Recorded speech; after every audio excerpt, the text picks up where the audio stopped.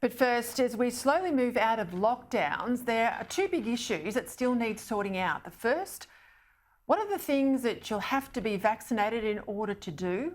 And second, how will your vaccination status be verified?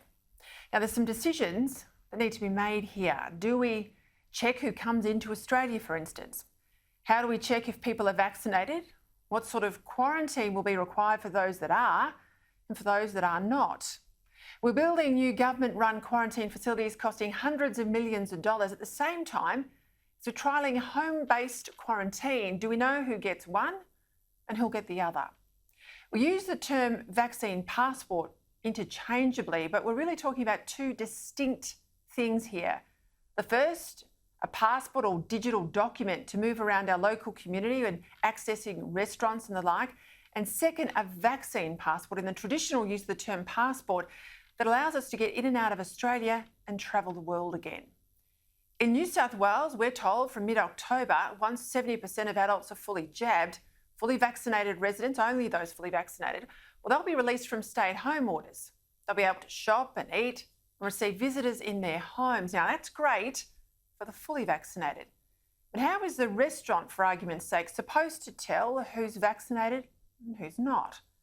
At one level, I guess customers could simply be asked to show their vaccination certificates available on the Medicare section of the Commonwealth's MyGov app. But given that they'll presumably also be expected to check in using QR codes on the state apps, it would be much better if the state government QR code app was automatically linked to the MyGov site, at least for venues where vaccination is required for entry. The QR code would simply flash up, entry denied. You can see how complicated it's becoming already, can't you? And never mind, of course, the privacy considerations of having your health file linked to a state government app. It also creates new expectations of people. Some Australians might not be as technical as others, that they'll then see it as a barrier. Fully vaccinised people wanting to exercise their newly restored freedoms to eat out, for instance, they'll need a smartphone, a MyGov app, and an uploaded vaccination certificate. And ideally, all of that would be linked, in the case of New South Wales, to the government app, and then eventually to all the various apps in the states and territories. Now, given government's repeated IT failures, just think for a moment about the federal government's epic fail with that COVIDSafe app, plus the challenge of sharing information across a myriad of different government platforms. This already sounds like a minefield. That is, if the vaccination requirement, of course, is going to be enforced at all. You know, in Britain, recent example, they were bringing in vaccine passports and then they dropped them before it even got started. All too hard, too much of an encroachment on civil liberties, they said. They've only got 2 levels of government in Britain to try and corral, not 3 like us. I guess all of this probably wouldn't matter so much if after a few weeks we get to the 70% point, we suddenly get to 80%, and this whole requirement for vaccination proof is dropped and the jabbed and the unjabbed alike get to go to the same restaurants, have the same freedoms. But as the New South Wales Premier made clear yesterday, she won't be allowing the vaccine hesitant to just wait out a few weeks and then expect to get normal life back again. Frankly, much as I think people should get jabbed, and I was happy to get vaccinated early to protect those I love, there are massive civil liberty issues with having 2 categories of Australians, and the massive enforcement issues if government seriously is expecting struggling businesses desperate for new customers to be their watchdog. But it gets even trickier when it comes to borders.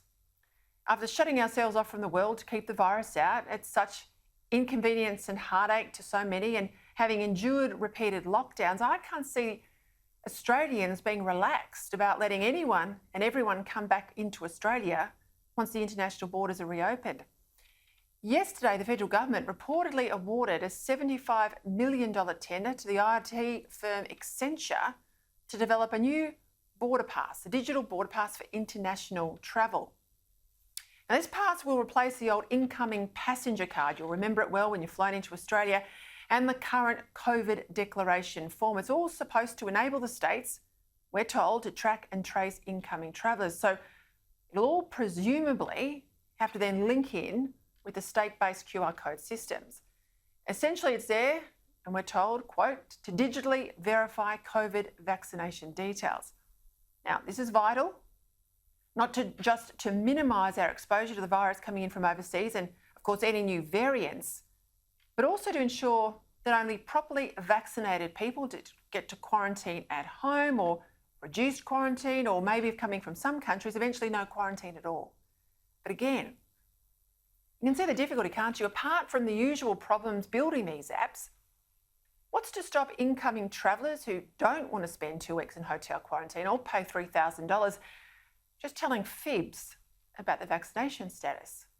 If it's just an app where you tick a box like that form we've used for many years and only a handful of them ever get checked, do you really think people will tell the truth if it means hotel quarantine? See the problem? And of course, we're working to deadlines too. It's now mid-September. All of this has to get sorted out and the app operational and tested by early December, when we're told New South Wales accepts more or less to have open international borders through Sydney Airport.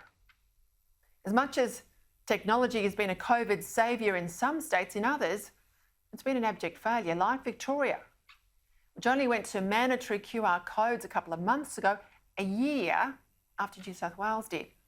And we all know the issues they've had with contact tracing in Victoria. So as often been the case from the beginning of this pandemic, announcements that get made, vast amounts of money is being spent, and vast amounts of information are being collected without any evidence the government has thought all these things through, and certainly without any genuine public debate. It's like we're always playing catch up. I can tell you, people will be furious if they've been locked in their homes for months and months to keep each other safe, but if it all gets then undone the moment we open our doors to the world.